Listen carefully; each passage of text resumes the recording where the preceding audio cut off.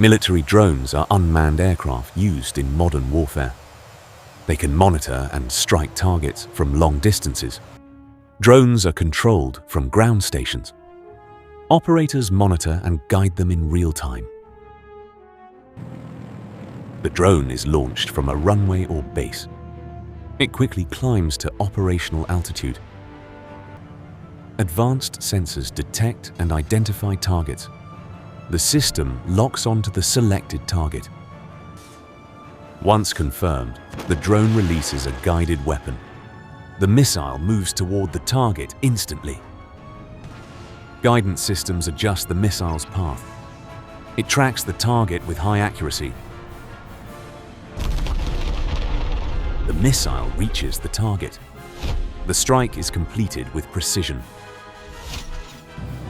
These systems use GPS, sensors, and data links.